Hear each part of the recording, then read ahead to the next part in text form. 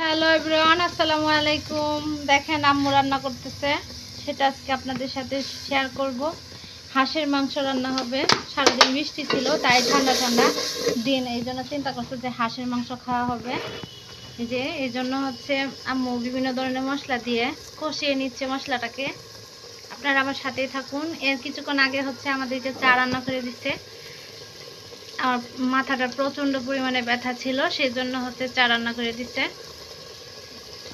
বেশি কথা কো ফাজিল মাইয়া, অতিরিক্ত কথা কো। মশলাটা নাড়া দিতে তো আমাদের কাছে ইয়েতে যেটা এই যে এখানে হচ্ছে বসে বসে চাও খাবো আর রান্নার ভিডিও করব। আজকের ব্লগ এটাই হবে, সরাসরি আপনাদের সাথে শেয়ার করব। আমার পায়ে প্রচন্ড পরিমাণে ব্যথা,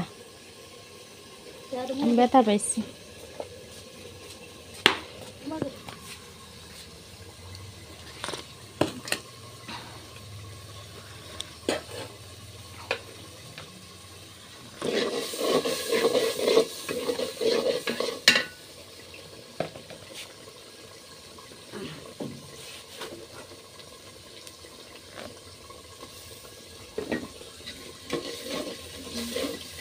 সব মশলা দিলাইছো না?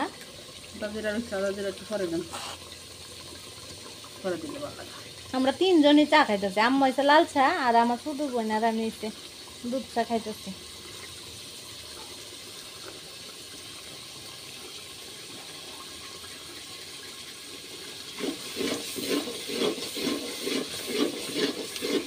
অত লাড়া দেন, মানে অত লাড়া ভিডিও করেন।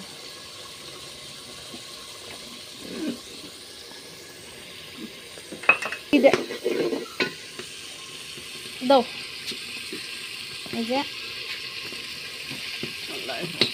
কিছে একাধিক রুমের মধ্যে যদি ব্লগার থাকে তাহলে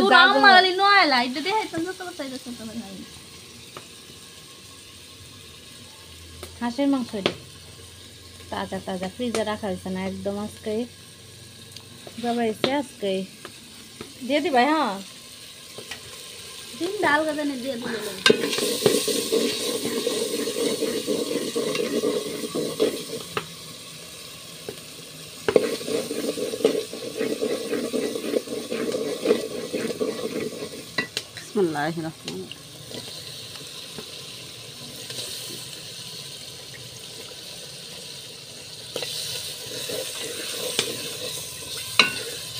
এখন মাংসটা দিয়ে দিতে ভালোভাবে নাড়াচাড়া দিয়ে একটু কিছুক্ষণ কষিয়ে নিবে। মজা হবে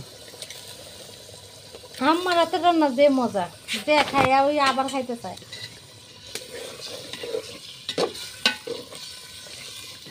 এখন নাকি আমরাও নাকি তোমার মতো কিছুটা রান্না করতে পারি।